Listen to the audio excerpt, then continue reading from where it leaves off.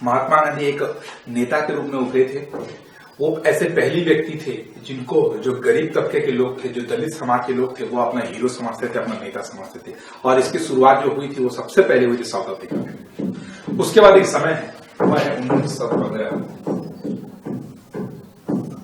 दोस्तों 1915 का ये डेट,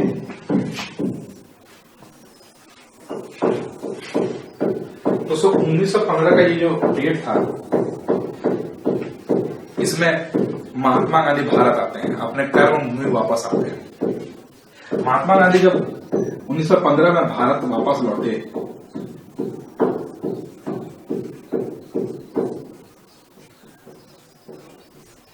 तो यहां पे स्थिति कुछ अलग हो चुकी थी। जो 1893 में जिस प्रकार की स्थिति थी उससे कुछ डिफरेंट थी। डिफरेंट इसलिए थी क्योंकि उस समय यहाँ कांग्रेस थी और कांग्रेस के बहुत सारी जो शाखाएं जो है देश के अलग अलग भागों में जो पहुंच चुकी थी। तो इस प्रकार देश में राजनीतिक जो क्रांति है वो अपने चरम उत्सव पे था। ठीक है, मतलब एक यही समय था। और उसके पहले जो घटना हुई थी, जैसे कि 1905 में जो बंगाल विभाजन की घटना हुई थी,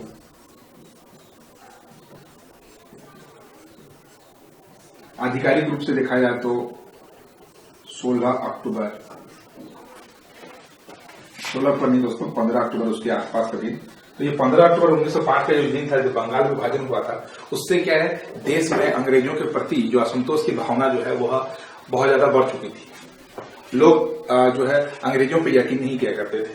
तो 1905 में भी एक कई महान नेता जो है वह देश में लोगों के मन में अंग्रेजों के प्रति जो विद्रोह की भावना जो है उजागर करने में मतलब अपना अहम योगदान निभा रहे थे। ऐसे कुछ व्यक्ति जैसे लाल बाल पाल,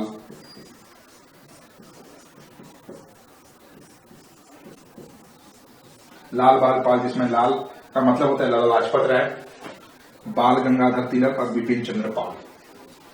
और भी बहुत सारे नेता थे, गोपाल कृष्ण गोखले, दादा भाई नौरोजी, ऐसे बहुत सारे नेता थे। तो उसी बीच यहाँ महात्मा गांधी का आगमन होता है। दोस्तों 1915 का ये जो समय था, ये प्रथम विश्व युद्ध का समय था।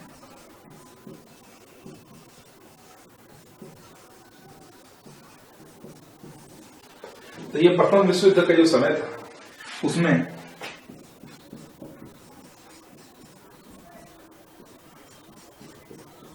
गांधी जी, उसमें जो गांधी जी थे उनको भारत में कोई नहीं जानता था। साउथ अफ्रीका में फेमस थे और कुछ विशेष लोग थे, कांग्रेस के कुछ विशेष लोग थे, जैसे गोपाल कृष्ण गोखले, जिनको गांधी जी का राजनीतिक गुरु माना जाता है, गोपाल कृष्ण गोखले को।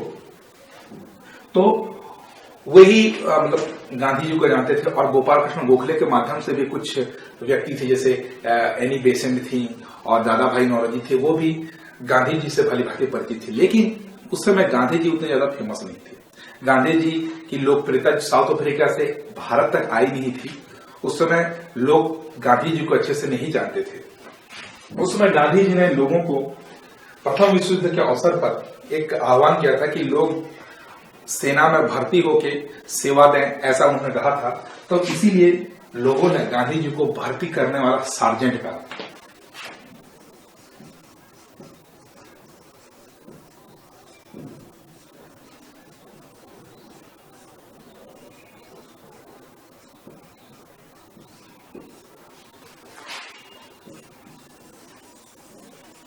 तो दोस्तों, चूंकि गांधी जी लोगों को प्रेरित किया करते थे कि वो सेना में भर्ती हों प्रथम विश्व युद्ध के दौरान, तो इसीलिए गांधी जी को लोग भर्ती करने वाले सार्जेंट बोल के उनका मजाक उड़ाया करते थे। मतलब कि उस समय गांधी जी की लोकप्रियता आप सोच सकते हैं किस प्रकार थी। वो सिर्फ एक भर्ती करने वाले सार्जेंट के रूप में जनता में प्रचलित थे।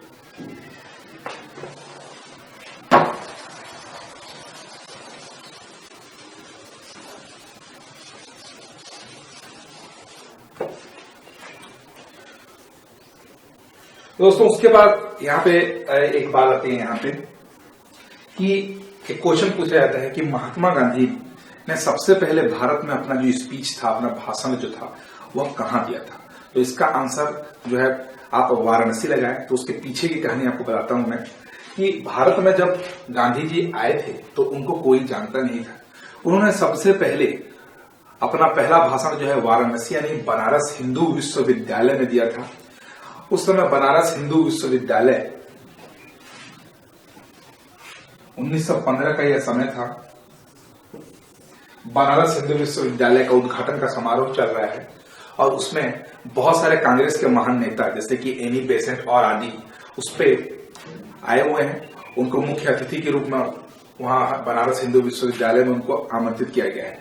तो चूंकि साउथ अफ्रीका में इतने फेमस हुए थे महात्मा गांधी, इसीलिए इस बनारस हिंदू विश्वविद्यालय के उद्घाटन समारोह में महात्मा गांधी जी को भी आमंत्रित किया जाता है, एक अतिथि के रूप में आमंत्रित किया जाता है। और उसमें एक खास बात जो आप लोगों को शायद पता हो या ना हो, मैं आपको बताता हूं। उसमें किसान वर्ग के लोग बिल्कुल भी नहीं थे। उस समारोह में जो कि बनारस हिंदू विश्वविद्यालय का उद्घाटन समारोह था, उसमें ज्यादातर जमींदार वर्ग के लोग, उच्च शिक्षित व्यक्ति, राजा, नेता, ऐसे लोग ही उसमें सम्मिलित थे। किसान और मजदूर वर्ग या दलित समाज का वहां पे कोई जनसंख्या बिल्कुल भी नहीं थी। तो इस प्रकार जब महात्मा गांधी को पहला भाषण देने के लिए बुलाया गया,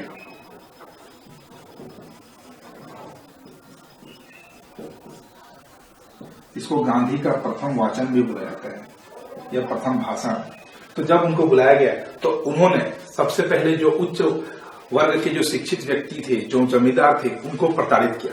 उन्होंने उनको बताया कि हमारे देश में ज्यादातर जनता मजदूर और दलित वर्ग के लोग हैं और हम भारत की स्वतंत्रता की क्रांति में, जो कि उस समय स्वतंत्रता की क्रांति नहीं थी, भारत में अंग्रेजों के विरुद्ध विद्रोहों में हम उन लोगों का साथ क्यों नहीं दे रहे। ऐसा कहकर महात्मा गांधी ने जमींदारों को खुद प्रताड़ित किया। तो कुल मिला के उस भाषण का उद्देश्य लोगों को, इन दलित समाज, महिलाएं और जो निम्न वर्ग के जो लोग थे उनके प्रति जागरूकता लाना था। तो जो लोग महात्मा गांधी को अब भर्ती करने वाला साधन समझते थे, अब उनके मन में एक भावना का विकास हुआ। अब ये जो शिक्षित अशिक्षित लोग थे, जो मजदूर वर्ग के लोग थे, जो दलित समाज के लोग थे, अब उनको ऐसा लगने लगा कि कोई व्यक्ति तो है जो हमारे अधिकारों के बारे में बात करता है, जो हमारे उत्थान के बारे में बात करता है, हमारे उन्नति के बारे में बात करता है। और वे महात्मा गांधी को एक नेता के रूप में उनकी छवि जो है उनके मन में आने लगी। तो गांधी जी का प्रथम वाचन एग्जाम में पूछा जाने वाला प्रश्न है। गांधी जी का प्रथम वाचन कहाँ हुआ था? तो वो होता वाराणसी भी बोला जाता है दोस्तों, उसको बनारस भी बोला जाता है। तो बनारस हिंदू विश्वविद्यालय के समारोह में इसमें एनी बेसेंट भी मौजूद थी। उसमें सबसे पहले गांधी जी ने अपना प्रथम वाचन किया था और उनका मुख्य जो उसमें विषय था वो था दलित तबके के लोगों के उन्नति की बातें। अब उस भाषण के द्वारा महात्मा गांधी काफी फेमस हुए, उनको गरीबों के नेता के रूप में जाना जाने लगा। तो इससे प्रभावित होकर कांग्रेस ने 1916 के लखनऊ अधिवेशन में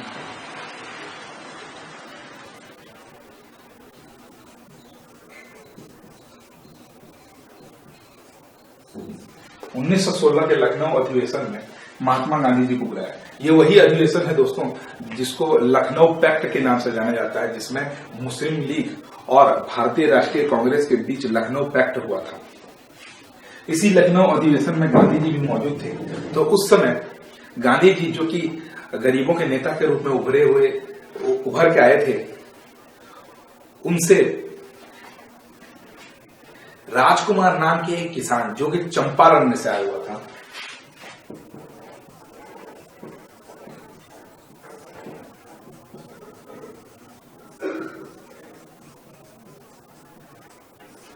ये चंपारण्य का था,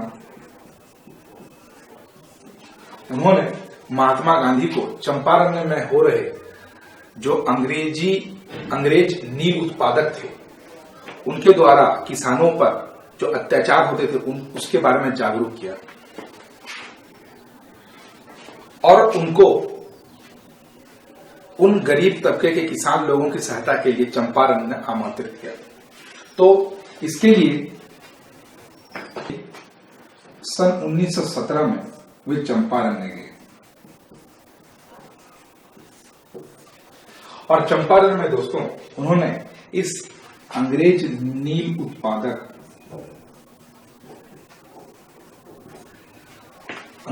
उत्पादकों के विरोध में सबसे पहली बार सत्याग्रह का प्रयोग किया था।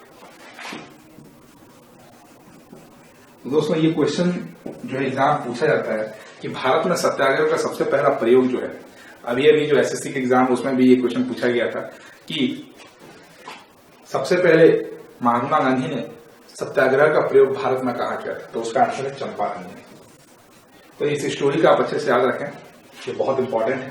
तो सबसे पहले उन्होंने सत्याग्रह का प्रयोग चंपारण में किया, तो इसका बहुत अच्छा परिणाम निकला।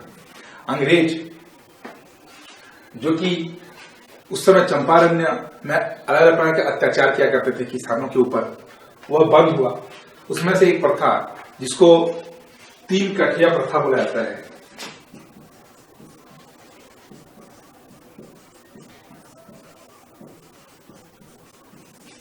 तीन कठिया प्रथा, उसके लिए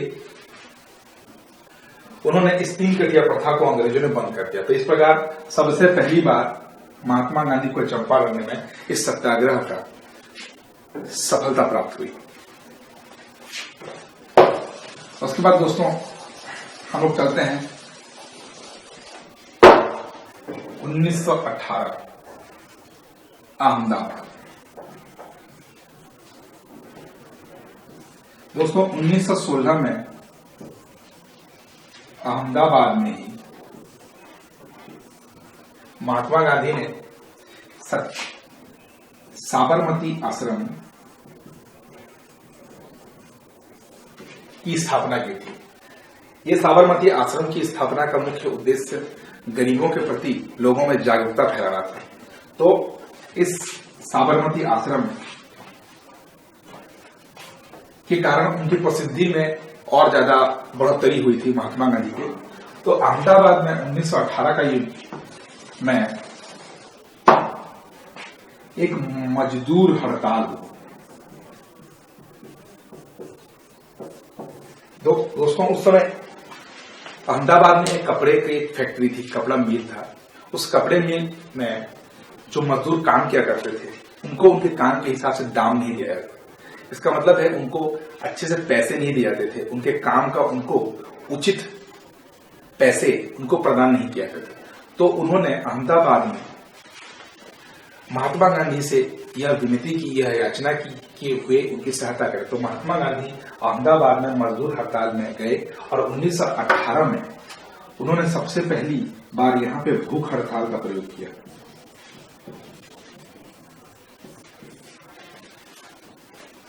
भूख हड़ताल का यह असर पड़ा यहाँ पे कि जो मजदूर जिनको उचित आमदनी नहीं प्राप्त होती थी, अब अंग्रेज विवश होकर उनको उचित आमदनी देने लगे।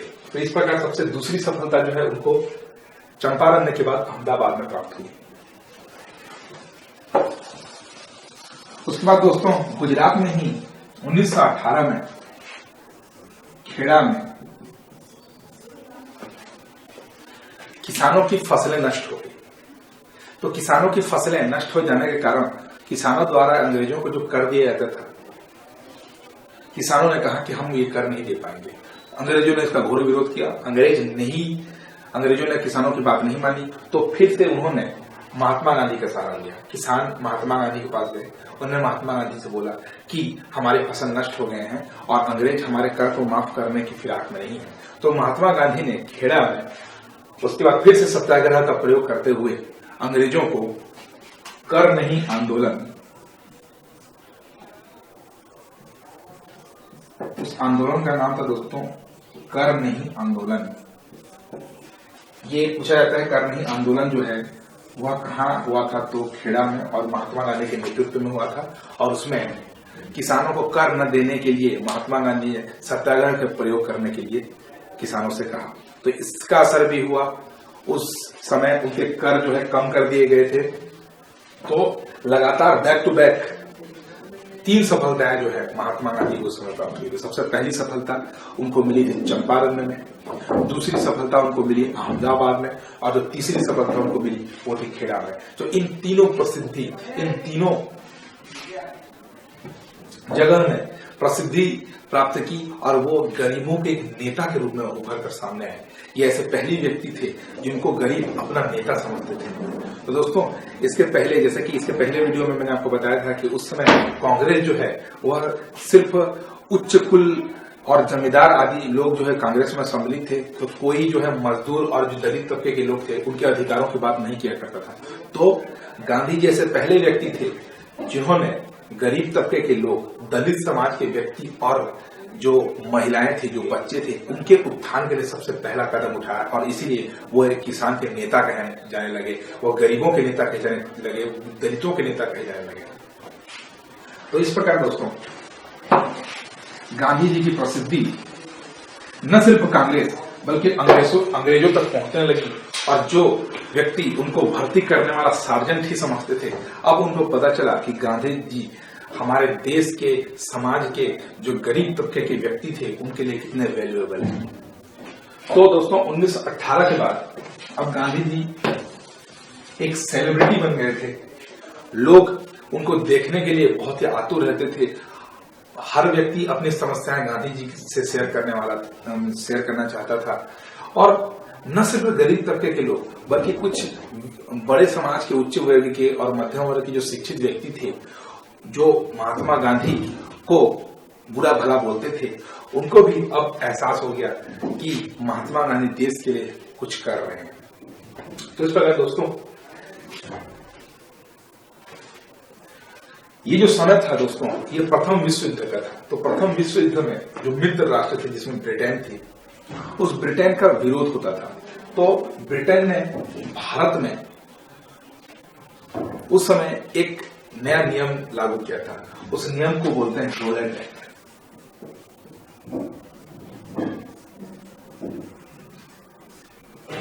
(1919) में अंग्रेजों ने प्रथम विश्व युद्ध से अंग्रेजों को सुरक्षित करने के लिए भारत में रोलेट एक्ट पारित किया। दोस्तों, रोलेट एक्ट के बारे में मैं आपको बताता हूं कि रोलेट एक्ट, जिसको काला कानून भी कहा जाता है,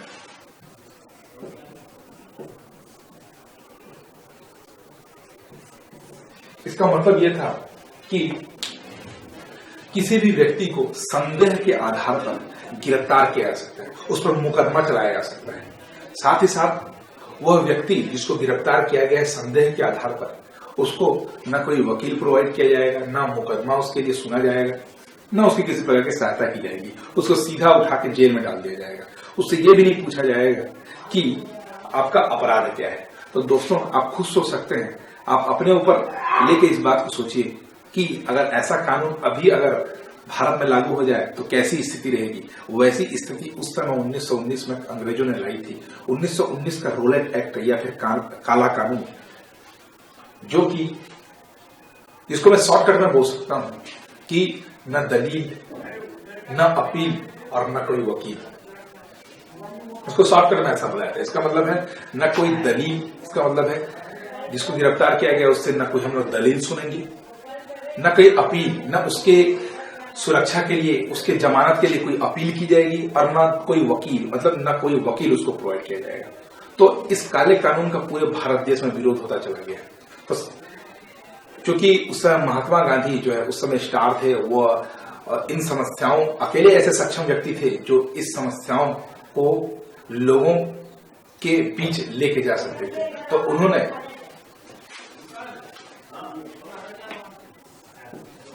6 अप्रैल 1919 को सत्याग्रह आंदोलन की घोषणा कर दी। रोलेट एक्ट के विरोध में या अंग्रेजों के विरोध में एक बार फिर से उन्होंने 6 अप्रैल 1919 को सत्याग्रह चालू कर दिया। दोस्तों, इस सत्याग्रह में सभी वर्ग के लोग, चाहे वो शिक्षित वर्ग के लोग हों या चाहे अशिक्षित वर्ग के लोग हों, चाहे दलित समाज के व्यक्ति हों, चाहे पुरुष हों, चाहे महिलाओं हों, चाहे युवा हों, सभी व्यक्ति जोर शोर से इसमें हिस्सा लेने लगे और रोलेट एक्ट का विरोध करने लगे। उनमें से बहुत सारे नेता, बहुत सारे व्यक्ति जो हैं वो गिरफ्तार कर लिए गए। उसमें से जो 2 नेता थे, जैसे डॉक्टर सतपाल और सैफुद्दीन किचलू,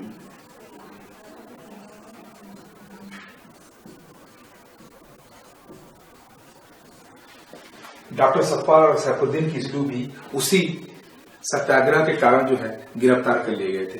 तो इसके लिए दोस्तों बैसाखी का दिन था 13 अप्रैल, 6 अप्रैल के थोड़े दिन बाद 13 अप्रैल 1919 बैसाखी का दिन है।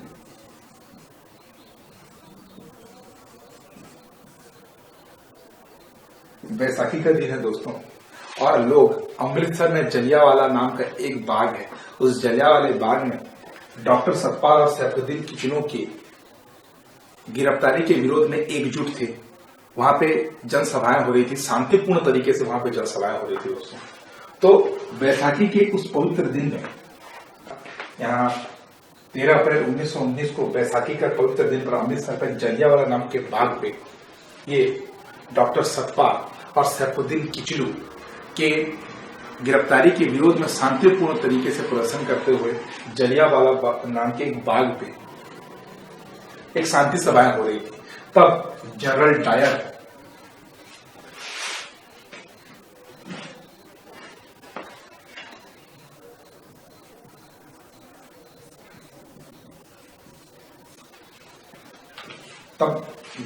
डायर नाम के जो व्यक्ति या फिर जनरल डायर नाम के एक अंग्रेज अधिकारी ने वहां पे जो उस निर्दोष जनता थी उस पर अंधाधुंध गोलियां चलाई। तो उस अंधाधुंध गोलियां जब चलाई उन्होंने तो उस पे कई लोग मारे गए। बाद में उस पे भारी विरोध प्रदर्शन के बाद जब उस पे जांच के लिए एक आयोग गठन किया गया, जिसके अध्यक्ष थे हंटर, जिसको बोला जाता है हंटर आयोग।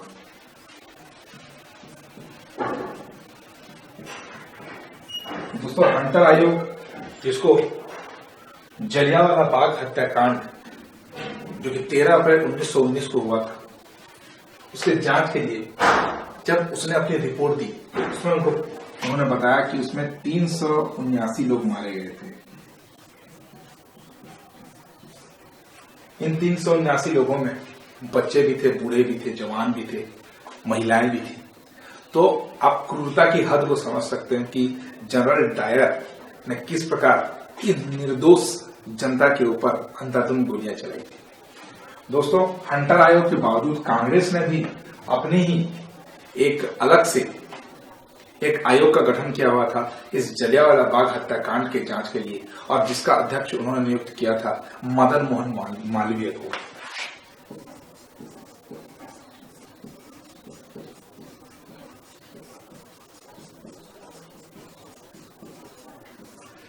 इसमें अध्यक्ष मदन मोहन मालवीय थे, लेकिन उसमें और भी सदस्य थे, जैसे नेहरू भी थे, उसमें महात्मा गांधी को भी उसमें जगह दी गई थी। तो उनके रिपोर्ट के आधार पर कांग्रेस ने जो रिपोर्ट की उसके आधार पर उसमें मारे गए व्यक्ति 1000 बताए गए। तो उसके आंकड़े दो तरीके से आपको मैं बता रहा हूं। एक आंकड़े जो है हंटर आयोग के आधार पर 379 लोग मारे गए थे, और दूसरा कांग्रेस के आधार पर उसमें 1000 लोग मारे गए थे। तो दो उस पर आंकड़े हम लोग को प्राप्त होते हैं। तो दोस्तों ये हुई जलियांवाला बाग हत्याकांड। इसके रिलेटेड क्वेश्चंस आपको कॉमन मिलेंगे एग्जाम में। इस पर डेट आपको अच्छे से याद रखना है कि 13 अप्रैल 1919 को जलियांवाला बाग हत्याकांड हुआ था। तो इस जलियांवाला बाग हत्याकांड और रोलेट एक्ट से महात्मा गांधी बहुत ही ज्यादा नाखुश थे, और उन्होंने जनता के सामने सत्याग्रह को एक अस्त्र के रूप में प्रयोग किया अंग्रेजों के खिलाफ। उन्होंने जनता से कहा कि आप सत्याग्रह करते रहिए, इन अंग्रेजों को हमारे भारत देश से बाहर निकालना बहुत ही ज्यादा आवश्यक है। दोस्तों उन सब में उन्हें मुसलमानों का कोई हाथ या मुसलमानों का कोई साथ उन लोगों को नहीं प्राप्त हो रहा था। उस समय दोस्तों खिलाफत आंदोलन जो है जोरों शोरों पर था।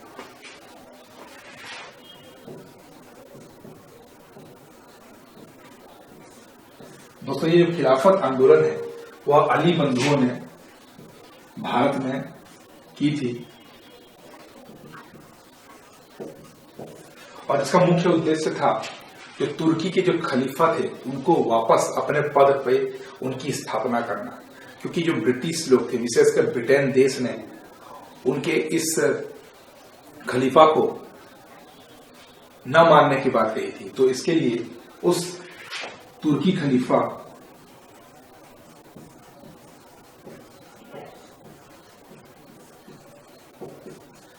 पुनर्स्थापना के लिए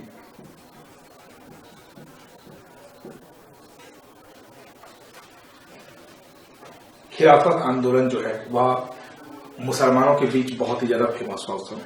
तो दोस्तों, महात्मा गांधी ने उस समय विचार किया कि अगर इस सत्याग्रह के इस आंदोलन में अगर मुसलमान भी उनका साथ दें तो इस प्रकार अंग्रेजों के प्रति यह विद्रोह और भी मजबूत हो जाएगा। तो इसके लिए उन्होंने भारत की जनता से यह अपील की कि वे मुसलमानों के साथ एक होकर खिलाफत आंदोलन के लिए अंग्रेजों के खिलाफ या ब्रिटेन के खिलाफ सत्याग्रह का प्रयोग करें। हमारे जो मुसलमान भाई लोग थे 1919 के इस खिलाफत आंदोलन से बहुत ज्यादा प्रभावित हुए और महात्मा गांधी को उन्होंने प्रमुख मानते हुए सत्याग्रह में मुसलमानों को उन्होंने अपील की कि वे भी सत्याग्रह के लिए महात्मा गांधी का साथ दें।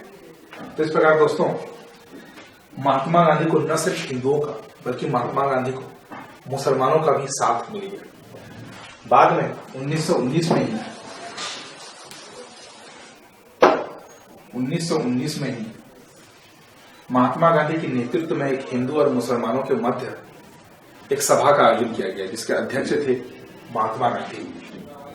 तो महात्मा गांधी ने इस हिंदू मुस्लिम सभा में हिंदुओं को और मुसलमानों को असहयोग, अंग्रेजों के प्रति असहयोग की भावना रखने के लिए प्रेरित किया और उन्होंने इस सभा में असहयोग आंदोलन की रूपरेखा रखी।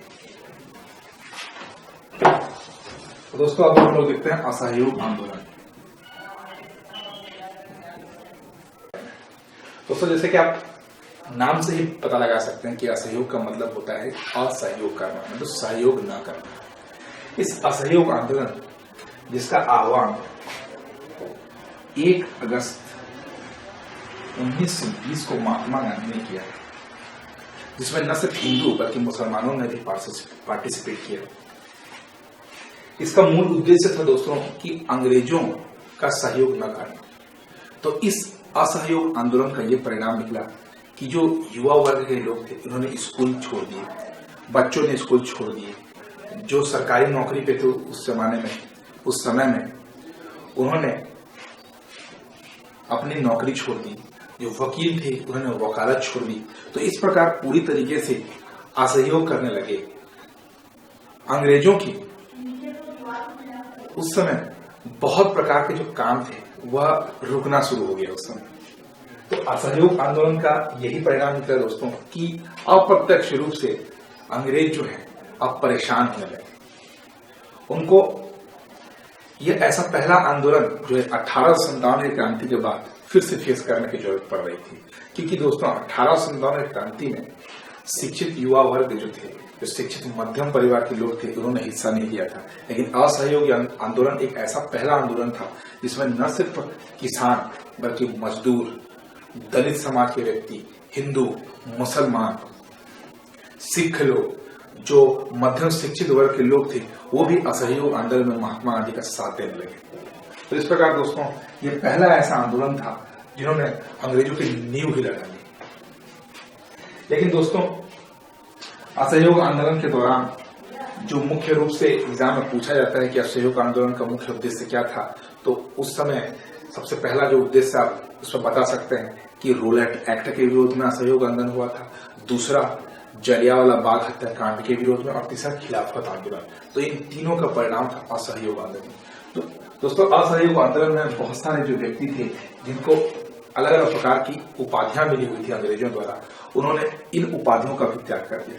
स्वयं महात्मा गांधी को अंग्रेज जो है केसरे हिंद की उपाधि से सम्मानित किया था अंग्रेजों ने, तो महात्मा गांधी ने केसरे हिंद की उपाधि को त्याग कर दिया। उसके अलावा सर रविंद्रनाथ टैगोर कह के अंग्रेज गुरु जी को पुकारा करते थे, तो रविंद्रनाथ टैगोर ने भी सर की उपाधि त्याग दी। उसके अतिरिक्त जमनालाल बजाज ने राय बहादुर की उपाधि भी त्याग दी। तो इस प्रकार और भी बहुत सारे व्यक्ति थे जिन्होंने अंग्रेजों द्वारा दिए गए इन उपाधियों का त्याग कर दिया। तो इस प्रकार 1 अगस्त 1920 को शुरू हुआ असहयोग आंदोलन बहुत ही चर्चा में था और अंग्रेज ये सोच रहे थे किस प्रकार इस आंदोलन को कम किया जाए, किस प्रकार इसके जो बढ़ते हुए पराक्रम है उसको कम किया जाए। लेकिन दोस्तों उसमें बहुत उग्र प्रकार के व्यक्ति थे, ऐसे क्रांतिकारी थे जिन्होंने असहयोग आंदोलन को गलत तरीके से लिया। गांधी जी के असहयोग आंदोलन करने का जो सबसे महत्वपूर्ण तरीका वो था शांतिपूर्ण तरीका, अर्थात गांधी जी सत्याग्रह जो करते थे वो शांतिपूर्ण तरीके से किया करते थे। दोस्तों आग्रह, सत्याग्रह, इसका मतलब जिसमें आग्रह शब्द जुड़ा है उसका मतलब ये होता है कि आप याचना कीजिए। इसका मतलब होता है कि किसी भी प्रकार की हिंसा की कोई बात वहां पे नहीं थी, तो वैसा नहीं हुआ। और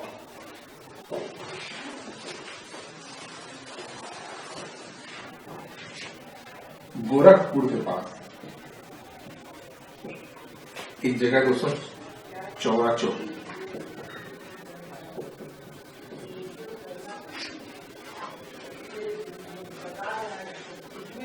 तो इस गोरखपुर के पास चौराचौ नाम के स्थान पर एक पुलिस स्टेशन,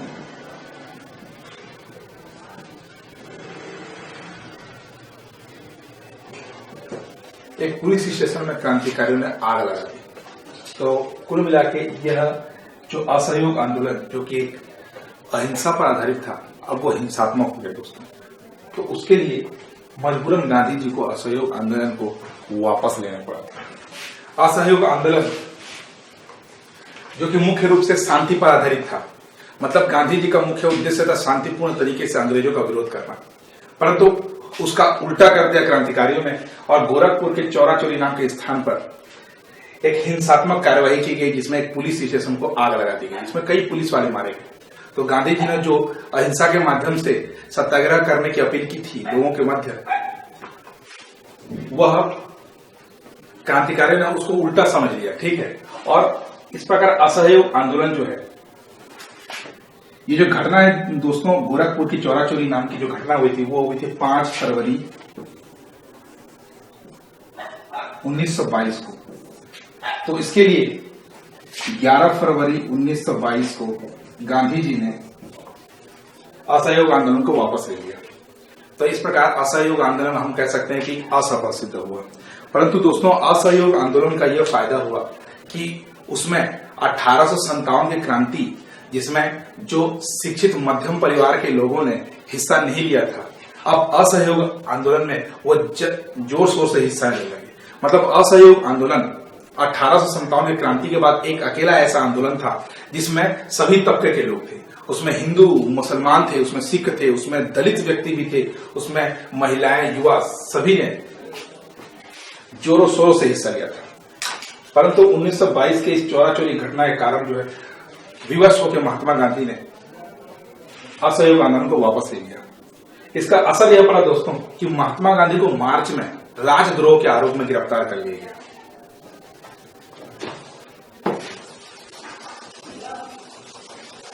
जब उनके ऊपर कार्यवाही की गई तो जज द्वारा उनको 6 वर्ष के कारावास की सजा सुनाई गई थी। परंतु दोस्तों 1924 में स्वास्थ्य कारणों की वजह से उनको रिहा कर दिया गया।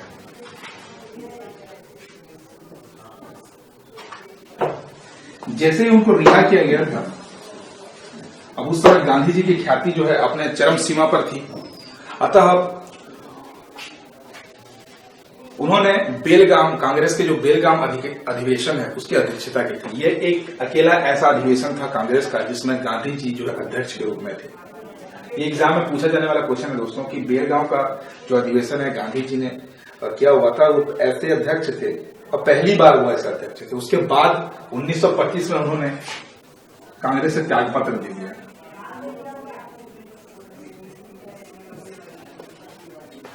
तो दोस्तों 1925 से लेके 1928 के बीच महात्मा गांधी राजनीति से पूरी तरीके से गायब हो गए। लोग पूछने लगे कि महात्मा गांधी आखिर कहाँ है। लोगों को तो उनके बारे में पता ही नहीं था कि वो कहाँ चले गए, लेकिन अपना ज्यादातर समय महात्मा गांधी इस अवकाश के बीच में वह समाज सुधार में ही लगे रहते थे। तो इस 3 साल के अंतराल के बीच भारत का यह स्वतंत्रता संग्राम थम नहीं गया। उस समय महात्मा गांधी के जो शांतिपूर्ण तरीका था विद्रोह का, उसका स्थान ले लिया क्रांतिकारियों के हिंसात्मक तरीके ने।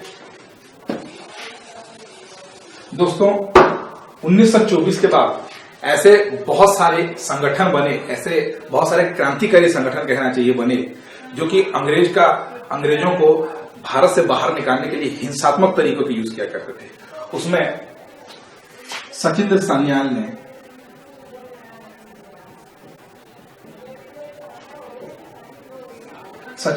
ने हिंदुस्तान रिपब्लिकन एसोसिएशन नाम का एक क्रांतिकारी संगठन तैयार किया था।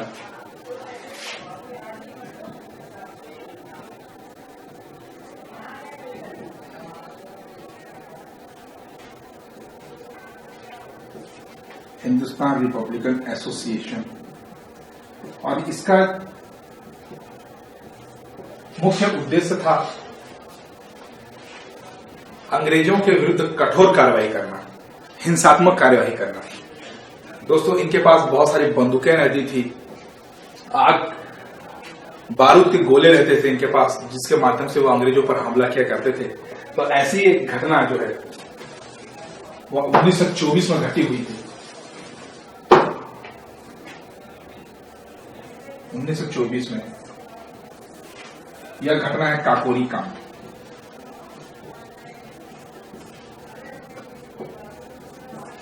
दोस्तों पिछले वीडियो में भी मैंने आपको काकोरी कांड के बारे में थोड़ा सा बताया था। अब इसके बारे में अब डिटेल से मैं आपको बताता हूं कि आखिर काकोरी कांड है क्या। तो सहारनपुर से लेकर लखनऊ जाने वाली एक ट्रेन, जिसमें अंग्रेज जो है वह सरकारी खजाने को लेकर जा रहे थे, तो काकोरी नाम के एक स्टेशन पे कुछ क्रांतिकारी संगठनों ने उस सरकारी खजाने को लूट लिया। दोस्तों यह घटना इतनी फेमस हुई कि पूरे भारत देश में इन क्रांतिकारियों के नाम जो है वह गूंजने लगे। इनके जो सबसे प्रमुख थे वो थे राम प्रसाद बिस्मिल।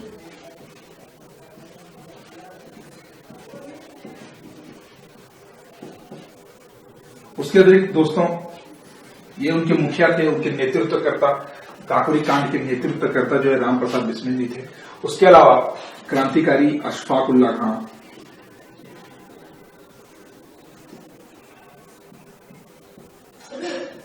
राजेंद्र लाहिड़ी,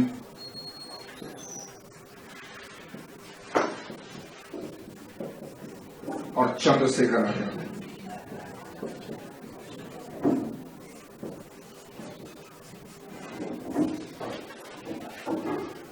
तो दोस्तों इसमें राम प्रसाद बिस्मिल को गोरखपुर के पास जो काकोरी कांड हुआ, काकोरी कांड में सबसे पहले तो राम प्रसाद बिस्मिल को फांसी की सजा सुनाई गई। उसके अलावा राजेंद्र लाहिड़ी और अशफाक उल्लाह खां, उसमें से अकेले चंद्रशेखर आजाद ही थे जो कि अंग्रेजों की चंगुल से भाग खड़े हुए थे, और बाद में 1931 में जो है वो शहीद हुए थे। तो अशफाक उल्लाह खां जो कि काकोरी कांड के भी एक प्रमुख क्रांतिकारी थे,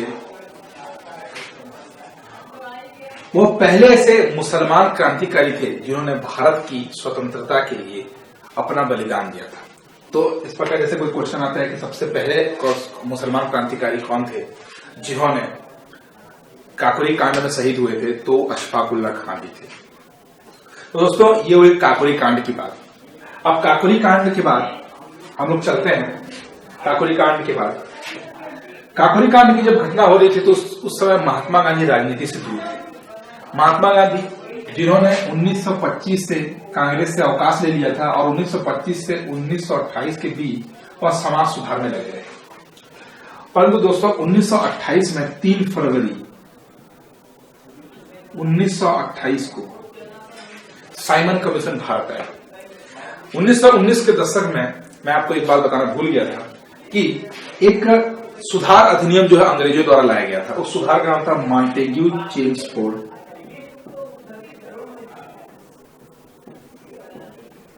चेम्सफोर्ड सुधार अधिनियम।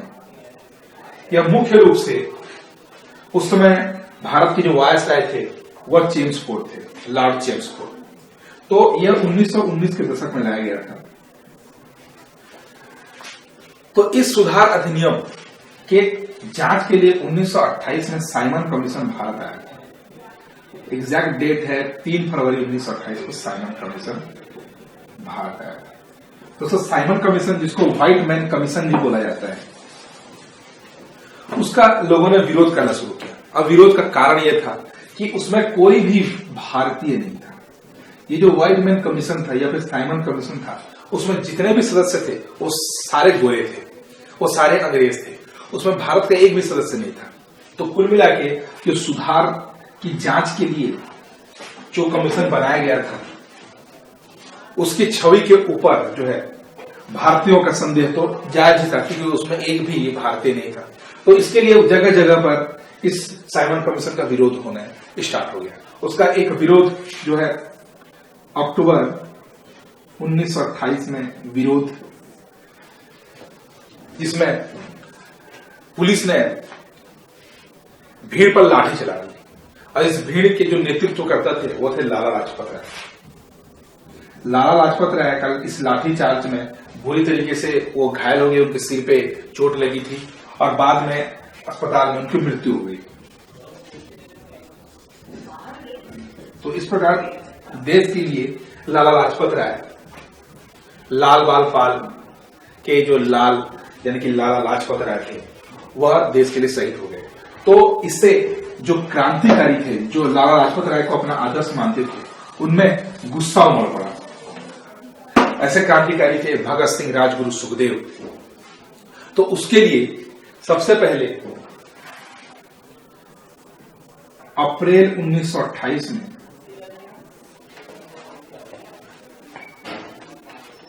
पब्लिक सेफ्टी बिल, जो कि अंग्रेजों द्वारा लाया गया था, उस पब्लिक सेफ्टी बिल के विरुद्ध में सबसे पहले भगत सिंह, राजगुरु और सुखदेव ने सेंट्रल लेजिस्लेटिव असेंबली में बम फेंका। सेंट्रल लेजिस्लेटिव असेंबली में अप्रैल 1928 में बम फेंका। इसका मुख्य रूप से उद्देश्य था पब्लिक सेफ्टी बिल के साथ साथ साइमन कमीशन का विरोध करना। उसके बाद दिसंबर में 1928 में उन्होंने सार्जेंट सैंडर्स की उन्होंने हत्या कर दी, और हत्या उन्होंने लाहौर में की थी।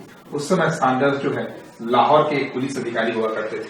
तो भगत सिंह ने लाहौर में सार्जेंट सैंडर्स की हत्या कर दी, और साथ ही साथ उन्होंने स्वयं आत्मसमर्पण कर दिया। उनका मुख्य उद्देश्य, केंद्रीय असेंबली में बम फेंकने का मुख्य उद्देश्य था बहरों को सुनाना। उस समय जो अंग्रेज सरकार थी वह क्रांतिकारियों की बातों को बहुत ही हल्के से ले रही थी। मतलब क्रांतिकारियों का कहना था कि वो उनके बातों को नकार देती थी। तो इसके लिए उन बहरों को इस हमारी बात पहुंचाने के लिए उन्होंने सेंट्रल लेजिस्लेटिव असेंबली में बम फेंका था, और जिसमें उनका मुख्य उद्देश्य अंग्रेजों को अपनी बात पहुंचानी थी। उनका उद्देश्य किसी को मारना नहीं था। उसके बाद दोस्तों 1929 में लाहौर का एक ऐतिहासिक अधिवेशन हुआ। लाहौर का यह अधिवेशन, इसमें सबसे पहले पंडित नेहरू का अस्तित्व आता है। पंडित नेहरू ने इस अधिवेशन की अध्यक्षता की थी। उसके पहले के अधिवेशन की अध्यक्षता मोतीलाल नेहरू ने की थी। तो लाहौर अधिवेशन, जिसको पंडित नेहरू के नेतृत्व में किया गया था, उसमें पूर्ण स्वराज्य की मांग उठी। मतलब उस समय भारत की सरकार अपने खुद के राज्य की बात करती थी। मतलब अब हमें अंग्रेजों का कोई भी सानिध्य नहीं चाहिए, हमें अंग्रेजों की कोई सरकार नहीं चाहिए। अब भारत जो है भारतीयों के लिए ही रहेगा। इसके लिए उन्होंने पूर्ण स्वराज्य का उस पर नारा दिया। पूर्ण स्वराज के साथ साथ 31 दिसंबर 1929 की रात्रि 12 बजे रावी नदी, जो कि लाहौर में है, रावी नदी के तट पर जो है उस समय तिरंगा झंडा जो है फहराया गया। और साथ ही साथ 26 जनवरी 1930 से उस दिन को स्वाधीनता दिवस के रूप में हर साल मनाया जाना शुरू हुआ। तो इस प्रकार दोस्तों 1929 का यह अधिवेशन बहुत ही महत्वपूर्ण था, जो कि लाहौर में हुआ था। और ये क्वेश्चन पूछा जाता है कि पूर्ण स्वराज्य की जो मांग थी वह कौन से अधिवेशन में, कौन से सन में और किसकी अध्यक्षता में हुई।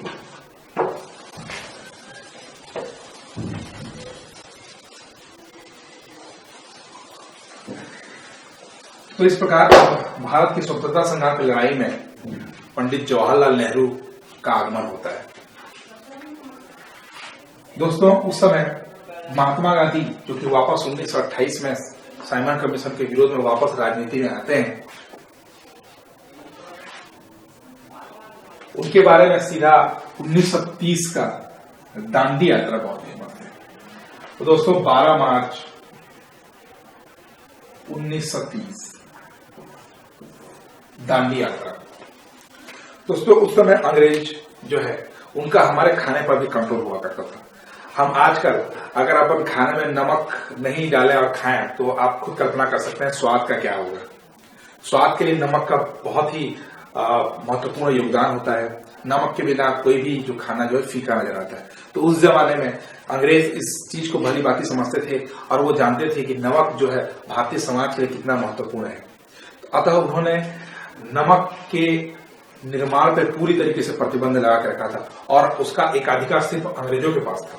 कोई भी व्यक्ति जो अगर नमक बनाने की कोशिश किया करता था उसको अंग्रेज जो है वह जेल में डाल दिया करते थे। तो इस प्रकार नमक पर एक अधिकार था अंग्रेजों का।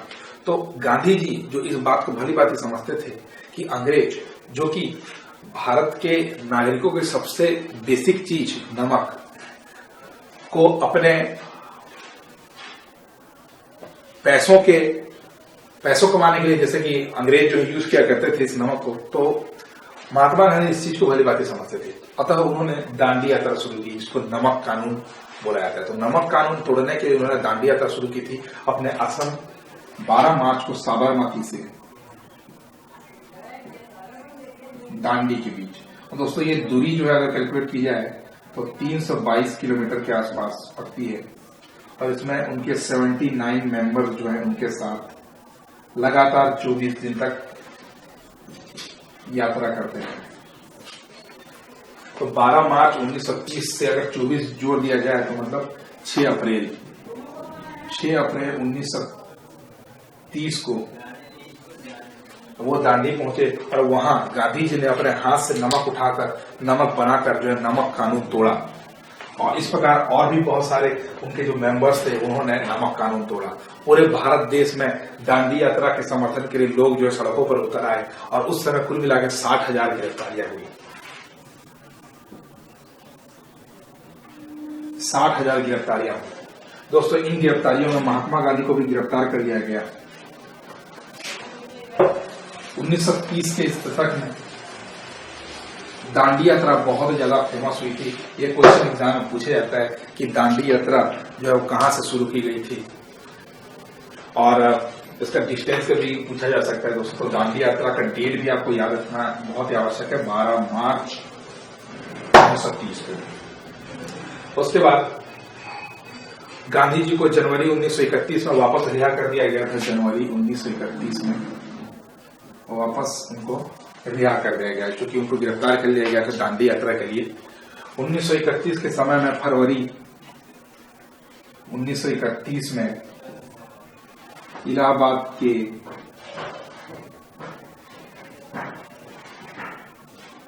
अल्फ्रेड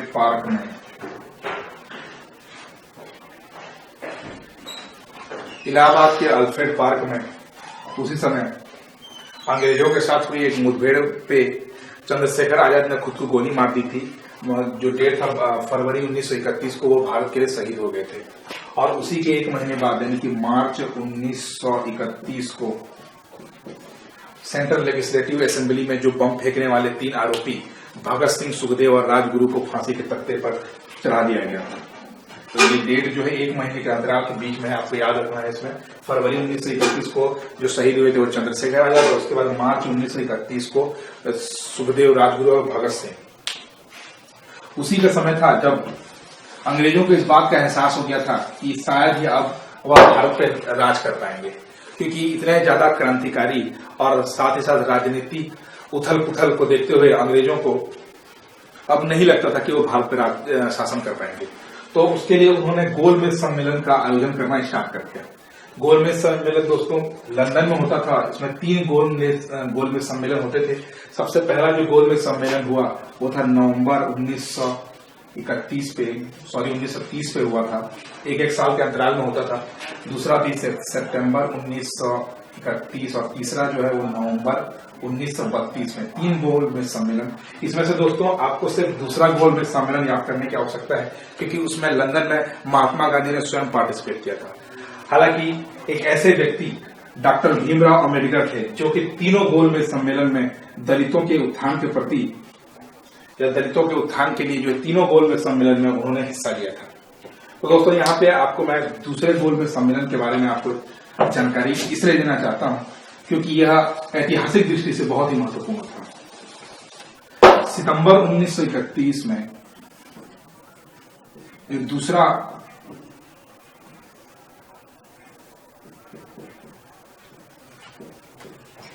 गोलमेज सम्मेलन हुआ।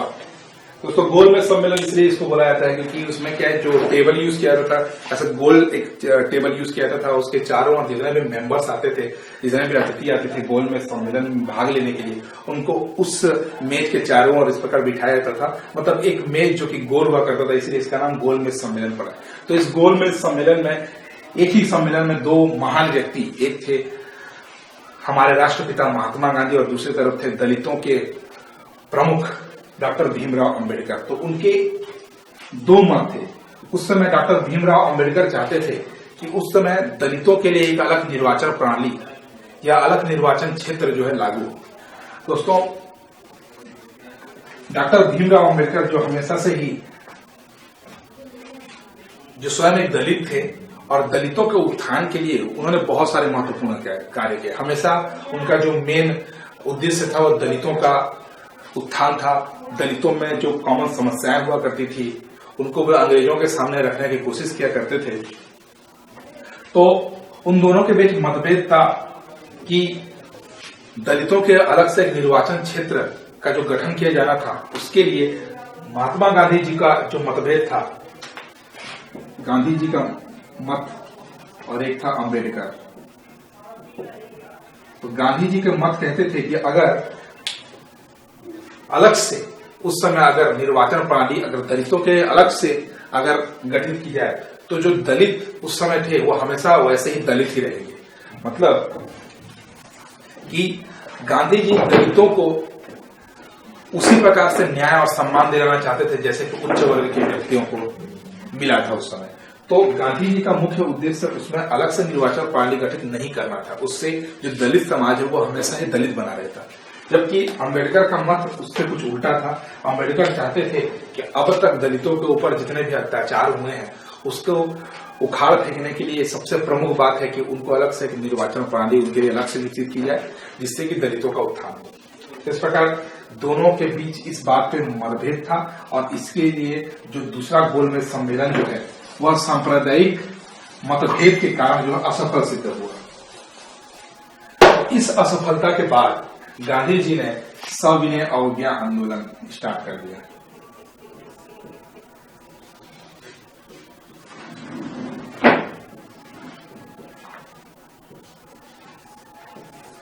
तो गांधी जी ने जब सविनय अवज्ञा आंदोलन स्टार्ट कर दिया तो उसके लिए इस सविनय अवज्ञा आंदोलन को दूर करने के लिए जो ब्रिटेन के प्रधानमंत्री थे उन्होंने इरविन के साथ गांधी जी का एक समझौता किया, जिसमें इरविन ने गांधी जी के समक्ष सविनय अवज्ञा आंदोलन को बंद करने के लिए प्रार्थना की। अतः सविनय अवज्ञा आंदोलन को 1932 में जो स्टार्ट हुआ था उसको 1934 में गांधी जी ने वापस ले लिया। गांधी इरविन समझौता, जिसको दिल्ली समझौता के नाम से भी जाना जाता है,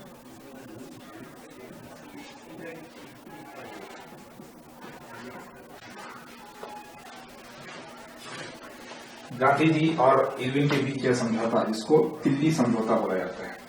देखते हैं हम लोग गांधी इरविन समझौते के बाद आता है 1935 का भारत शासन अधिनियम।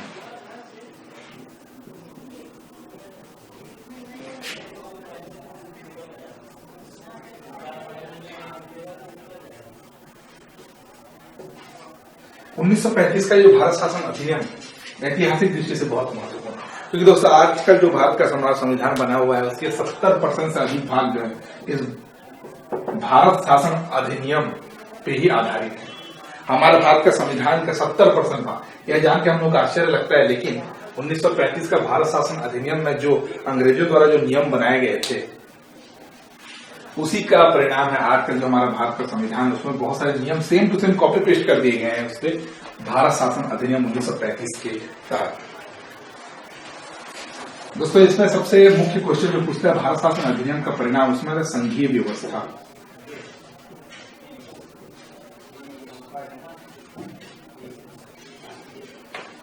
तो संघीय व्यवस्था इसका मतलब है सेंट्रल गवर्नमेंट। आज का जो सेंट्रल गवर्नमेंट होता था, जो कि स्टेट गवर्नमेंट अलग और सेंट्रल गवर्नमेंट अलग, दोहरे शासन व्यवस्था जिसको बोलते हैं, तो इस प्रकार संघीय व्यवस्था की जो मेन प्रणाली जो है शुरुआत उसकी होती है 1935 के भारत शासन अधिनियम से। ये क्वेश्चन बहुत ज्यादा इंपॉर्टेंट है। संघीय व्यवस्था के बारे में आपको पूछा जाता है कि संघीय व्यवस्था क्या है, कैसी होती है, और 1935 का भारत शासन अधिनियम भी बहुत पूछा जाता है। संविधान में आप इसके बारे में डिटेल से पढ़ेंगे 1935 के भारत शासन अधिनियम का अलग अलग जो बिंदु, अलग अलग चरण थे उसके बारे में। यहाँ पे 1935 के बाद आप सीधा चलते हैं 1939 का काल। 1939 में एक चुनाव हुआ था, साथ ही साथ ये समय था द्वितीय विश्व युद्ध का, second world war. Second world war का ये समय था, द्वितीय विश्व युद्ध। इसमें कांग्रेस के अधिवेशन के लिए यहाँ पे अध्यक्षता का चुनाव हुआ दोस्तों। चुनाव हुआ था, गांधी जी ने जो प्रेफर किया था वो थे पट्टाभी सीतारामैया। गांधी जी चाहते थे कि उस समय जो त्रिपुरा का अधिवेशन होने वाला था, उसके पहले का जो अधिवेशन हुआ था वो भी सुभाष चंद्र बोस के मतलब अध्यक्षता में हुआ था। तो गांधी जी चाहते कि त्रिपुरी के अधिवेशन में अध्यक्षता जो है वो पट्टाभी सीतारामैया करे, जबकि सुभाष चंद्र बोस स्वयं इसकी अध्यक्षता चाहते थे। तो दोनों के बीच अब चुनाव होना था, तो चुनाव में सुभाष चंद्र बोस ने पट्टाभी सीतारामैया को हरा दिया।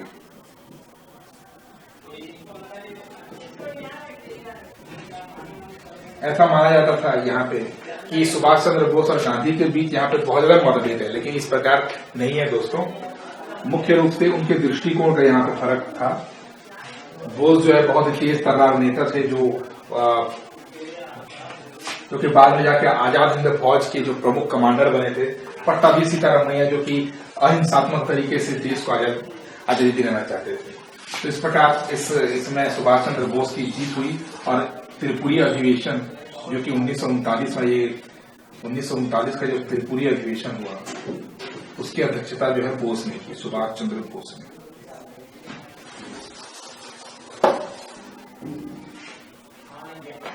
दोस्तों 1939 और के बाद से जब द्वितीय विश्व युद्ध स्टार्ट हो गया था, इसी बीच 1939 में कांग्रेस और महात्मा गांधी के मध्य यह एक मीटिंग हुई, उसमें बातचीत हुई कि द्वितीय विश्व युद्ध में जैसे अंग्रेज जो है वो भारत के लोगों से चाहते थे कि वो सेकेंड वर्ल्ड वॉर में हमारी सहायता करें। तो गांधी जी और कांग्रेस जो है उस समय का फायदा उठाना चाहते थे। उन्होंने अंग्रेजों से कहा, उस समय अंग्रेज के जो मुख्य वायसराय उस समय थे वो थे लॉर्ड लिन लिथगो। उन्होंने लिन लिथगो के साथ बैठक की। इस बैठक में गांधी जी और कांग्रेस ने लिन लिथगो के समक्ष यह प्रस्ताव रखा कि अगर भारतीय सेकेंड वर्ल्ड वॉर में ब्रिटेन और अंग्रेजों का साथ देंगे तभी जब द्वितीय विश्व युद्ध के समाप्ति के बाद अंग्रेज भारत को भारतीयों के लिए छोड़ के चले जाए। मतलब अगर भारत को वो स्वतंत्र कर दें तब सेकेंड वर्ल्ड वॉर में भारतीय ब्रिटेन का साथ देंगे। लेकिन दोस्तों उनकी ये जो प्रस्ताव था उसको लिन लिथगो ने अस्वीकार कर दिया और इसी के लिए कांग्रेस के मंत्रिमंडल ने उस समय जब चुनाव हुआ था 1935 के चुनाव के बाद, उस समय कांग्रेस ने अपने मंत्रिमंडल से इस्तीफा दे दिया और इसी का परिणाम था 8 अगस्त 1942 को सबसे मुख्य हथियार गांधी जी का, वो था भारत छोड़ो आंदोलन, क्विट इंडिया मूवमेंट।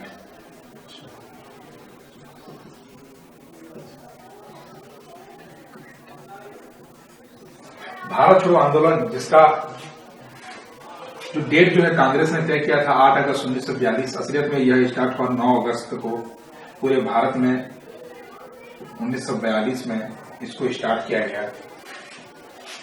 दोस्तों, भारत छोड़ो आंदोलन के बारे में अभी तो चर्चा करें, उसके पहले भारत छोड़ो आंदोलन के पहले 1940 में जनरल डायर की लंदन में उधम सिंह द्वारा हत्या कर दी गई। जनरल डायर वही है जो कि 1919 में जलियांवाला हत्याकांड का मुख्य मतलब अंग्रेजी अफसर था, जिसने 379 लोगों का, मासूम लोगों का कत्ल कर दिया था। तो दोस्तों, 1919 से लेके 1940 तक ये आदमी फरार होके मतलब भारत से बाहर रहता था और लंदन में बहुत ही शान शौकत की जिंदगी गुजारता था।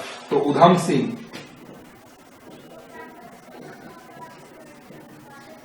ने लंदन में 1940 में जनरल डायल को मौत के घाट उतार दिया।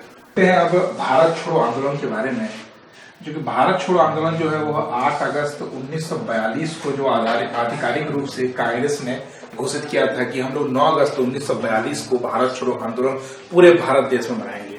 तो इस प्रकार 9 अगस्त 1942 को भारत छोड़ो आंदोलन, क्विट इंडिया मूवमेंट जो है स्टार्ट हुआ। और जैसे ही स्टार्ट हुआ तो 9 अगस्त की प्रातः काल को जितने भी बड़े नेता थे, जैसे कि महात्मा गांधी थे, उनको जो है गिरफ्तार कर लिया गया और उनको नजरबंद कर दिया गया था। तो इस प्रकार पूरे भारत देश में गांधी जी ने तो पहले से ही कह दिया था कि भारत छोड़ो आंदोलन जो है उसमें हर तबके के लोग भाग लें और यह सबसे अंतिम लड़ाई है अंग्रेजों को भारत से दूर भगाने की। और इसके लिए उन्होंने यहाँ पे नारा लिया था, करो या मरो। आप सोच सकते हैं इस नारे से महात्मा गांधी जी का क्या असर होगा।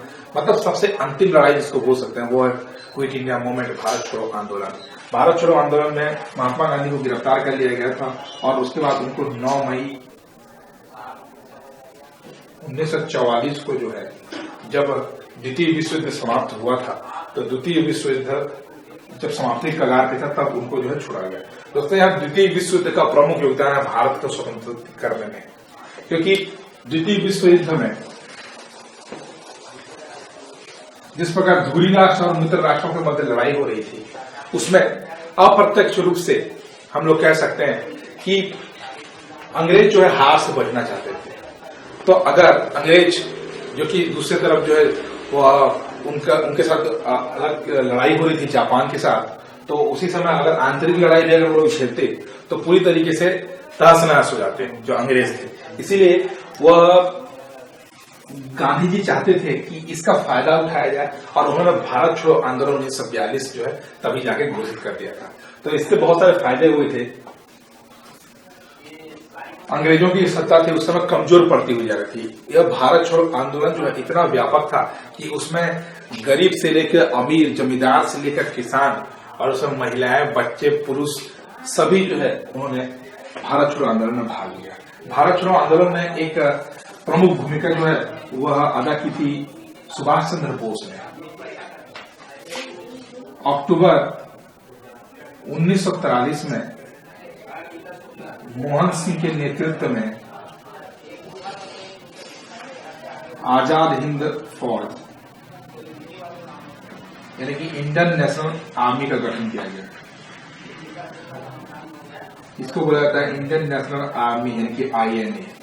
लेकिन दोस्तों, असलियत में आजाद हिंद फौज को मुख्य रूप से गठन करने का जो श्रेय जाता है रास बिहारी बोस को। बाद में सुभाष चंद्र बोस को उसका मेन कमांडर नियुक्त किया गया। सुभाष चंद्र बोस को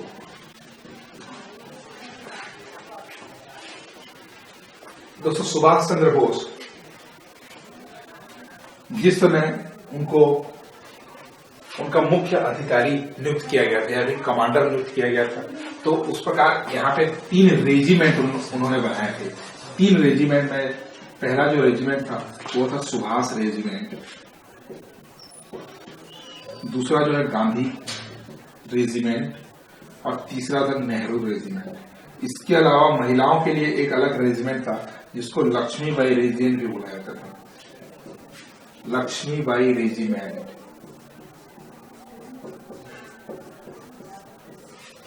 तो ये 4 रेजिमेंट आपको याद रखने हैं। उसके बाद नवंबर 1943 में जापान ने अंडमान और निकोबार द्वीप जो है सुभाष चंद्र बोस की आजाद हिंद सेना को सौंप दिया। तो दोस्तों इस प्रकार आप सोच सकते हैं कि किस प्रकार सुभाष चंद्र बोस और उनकी इंडियन नेशनल आर्मी ने द्वितीय विश्व युद्ध का फायदा उठाया और अंग्रेजों को भारत से खदेड़ निकालने के लिए बहुत जबरदस्त योजना बनाई थी। उसमें मुख्य रूप से सुभाष चंद्र बोस जो है वह जापान का साथ दिया करते थे और हिटलर और जापान आदि जो इटली के सेनाओं के साथ वो मिले भी थे। इसके लिए हिटलर ने उन्हें नेताजी की उपाधि दी थी।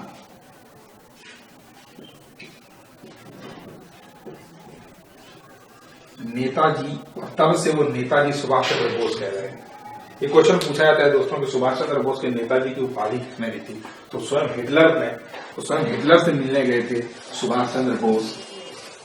और लेकिन उनका जो मुख्य उद्देश्य था इस पे, क्योंकि हिटलर और नाजियों को जो महात्मा गांधी पसंद नहीं करते थे और बहुत ही जो नरमपंथी नेता थे वो पसंद नहीं करते थे, लेकिन सुभाष चंद्र बोस और महात्मा गांधी के बीच मतभेद का ये भी एक कारण था।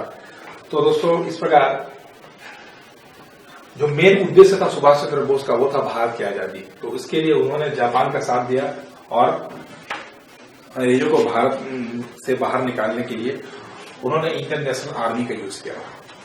उनका जो झंडा था दोस्तों भारत के झंडे के समान ही था। इसमें एक जो वर्तमान में जो अशोक चक्र है उसके जगह में उसमें एक शेर का चित्र जो है उसमें लगा रहता था, एक दहाड़ते हुए शेर का चित्र।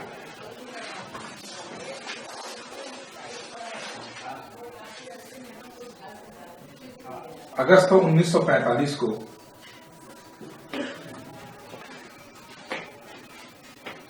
एक वायुयान की दुर्घटना में उनकी मृत्यु हो गई, सुभाष चंद्र बोस की।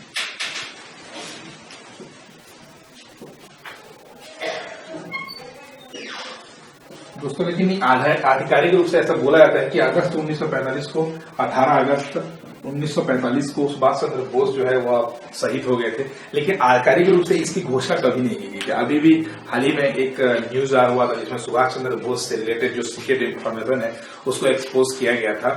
तो उसके बारे में ज्यादा जानकारी जो आप न्यूज एजेंसी से मिल सकती है आप लोगों को। तो जो आधिकारिक रूप से उसकी घोषणा नहीं की गई थी उसके बारे में ज्यादा इंफॉर्मेशन जो अभी अभी हम लोगों को प्राप्त हुई सुभाष चंद्र बोस के बारे में। तो इस प्रकार 18 अगस्त 1945 जो है सबसे अंतिम बार सुभाष चंद्र बोस को देखा गया था। उसके बाद दोस्तों 1945 में अब चूंकि अंग्रेजों का जो शासन था वो पूरी तरह से डामाडोल हो चुका था, क्योंकि द्वितीय विश्व युद्ध और आंतरिक भारत के अंदर जो आंतरिक विद्रोह के कारण अब अंग्रेज जो है पूरी तरीके से क्षीण हो चुके थे, कमजोर हो चुके थे। अब उनके पास भारत को आजाद करने के अलावा कोई चारा ही नहीं बचा था। तो उसके लिए उन्होंने कैबिनेट मिशन जो है वो भारत में भेजा। इस प्रकार जो है भारत छोड़ो आंदोलन अब द्वितीय विश्व युद्ध के कारण भारत जो है अब आजाद होने वाला था। तो इसलिए सबसे पहले जो है कैबिनेट मिशन भारत आया। कैबिनेट मिशन के प्रस्तावों को 5 जून और 25 जून का डेट आपको याद रखना है। 5 जून को मुस्लिम लीग ने उसको स्वीकार किया था और कांग्रेस ने 25 जून को इसके प्रस्तावों को स्वीकार किया था। अब यह क्षण था भारत की आजादी का। 1940 के समय में लाहौर में मुस्लिम लीग का एक अधिवेशन हुआ था। इस मुस्लिम लीग के अधिवेशन में इसकी अध्यक्षता की थी मोहम्मद अली जिन्ना ने। मोहम्मद अली जिन्ना ने उस समय अलग राष्ट्र की कल्पना कर दी थी। ये क्वेश्चन बहुत बार एग्जाम में पूछा गया है कि मुस्लिम लीग की तरफ से पाकिस्तान मतलब अलग देश जो है उसके बारे में सबसे पहले प्रस्ताव जो है किसमें पारित किया गया था। तो मुस्लिम लीग 1940 में अलग राष्ट्र की परिकल्पना की गई थी और उसमें पाकिस्तान शब्द जो है देश का नाम जो है पाकिस्तान रखा गया था। पाकिस्तान जो शब्द है उसको खलीकुज्जमान नाम के एक सदस्य ने खलीकुज्जमान नाम के एक सदस्य ने उसका नाम जो है पाकिस्तान रखा था। तो इस प्रकार दोस्तों, भारत जो है वह 2 टुकड़ों में बंटने वाला था। मुस्लिम लीग जो है पाकिस्तान बनाना चाहती थी, जबकि जो भारतीय राष्ट्रीय कांग्रेस के जो नेता थे वह पाकिस्तान को अलग राष्ट्र के रूप में स्वीकार नहीं करना चाहते थे। परंतु असलियत में भारत पाकिस्तान का जो यह विभाजन हुआ उसका मुख्य कारण था कि मुख्य रूप से हिंदू और मुसलमानों के बीच में जो संघर्ष होने वाला था, जो खूनी संघर्ष होने वाला था, उसको रोकना। तो इसके लिए गांधी जी ने भारत और पाकिस्तान के लिए मोहम्मद अली जिन्ना को स्वीकृति प्रदान कर दी थी। लेकिन उसके पहले भी गांधी जी ने मोहम्मद अली जिन्ना को बहुत ज्यादा मनाने की कोशिश की थी, लेकिन मोहम्मद अली जिन्ना नहीं माने। तो यहां पर दोस्तों उसके बाद कैबिनेट मिशन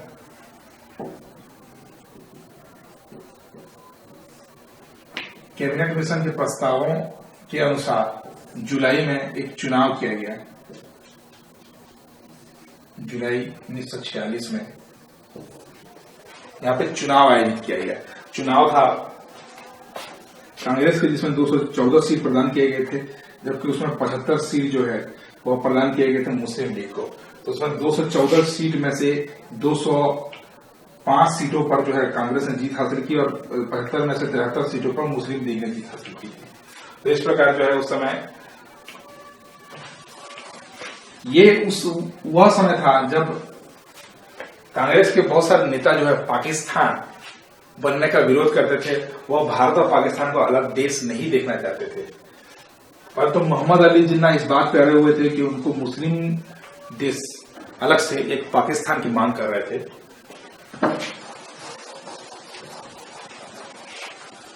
तो कांग्रेस के बार बार मुस्लिम लीग और कांग्रेस के बीच जो मतभेद होता जा रहा था कि पाकिस्तान बनाया जाए या ना बनाया जाए, तो उसके लिए 16 अगस्त 1946 को मोहम्मद अली जिन्ना ने प्रत्यक्ष कार्यवाही की घोषणा की। दोस्तों, प्रत्यक्ष कार्यवाही का ये जो दिन था वो बहुत ही खतरनाक था, क्योंकि उसमें हिंदू और मुसलमानों के बीच में बहुत ही खूनी लड़ाई हुई थी। मुख्य रूप से बंगाल में हिंदू मुसलमानों को काटते थे और मुसलमान हिंदुओं को। तो इस प्रकार बहुत ही बुरी स्थिति थी। मोहम्मद अली जिन्ना ने इसलिए 16 अगस्त 1946 को काला दिन के रूप में भी उस दिन मनाया जाता है। इस प्रत्यक्ष कार्यवाही के दिन बाद 15 अगस्त 1947 को आधिकारिक रूप से भारत को स्वतंत्र घोषित कर दिया गया था। और उस समय लॉर्ड माउंटबेटन जो है वो सबसे पहले भारत के गवर्नर जनरल बने। तो 15 अगस्त 1947 का जो दिन था उसमें भारत जो है वह स्वतंत्र हो गया और पूरे देश में इस स्वतंत्रता के लिए हर्षोल्लास की भावना जो है पूरे देश में फैलती चली गई। लेकिन उस समय जो प्रत्यक्ष कार्यवाही दिवस के कारण हिंदू और मुसलमानों के बीच जो लड़ाई हुई थी उसके घाव को भरने के लिए और घायल व्यक्तियों की सेवा के लिए महात्मा गांधी जो है उन्होंने इस दिन को हर्षोल्लास के साथ नहीं मनाया, बल्कि पूरा दिन वे कलकत्ता में ही रहे और वहां जो घायल थे उनकी सेवा में लगे रहे थे। तो इस प्रकार दोस्तों 15 अगस्त 1947 तक हमारा देश पूरी तरीके से आजाद हो गया। और उसकी मुख्य रूप से जिम्मेदारी जो है हम तो कांग्रेस को भी दे सकते हैं, लेकिन जो सबसे प्रभावशाली व्यक्ति थे जिन्होंने भारत के स्वतंत्रता संग्राम में अपने प्रमुख भूमिका निभाई थी वह मोहनदास करमचंद गांधी हमारे राष्ट्रपिता थे। 30 जनवरी 1939 को नाथूराम गोडसे ने महात्मा गांधी की हत्या कर दी। उसके पीछे उसका कारण जो भी था उसके लिए आप उसकी एक बुक है उसमें उसके बारे में उसने लिखा हुआ था अपनी जीवनी कि मैंने बापू वध क्यों किया था। तो इस प्रकार 30 जनवरी 1948 के दिन जो है बापू जी हमारे भारत देश को अकेला छोड़ के चले गए। ठीक है, तो ये पूरी तरीके की स्थिति थी 1915 से लेकर 1948 के बीच। ये प्रमुख घटनाओं को मैंने स्टेप बाय स्टेप आपको बताया कि किस प्रकार ये सारी घटनाएं घटित थी।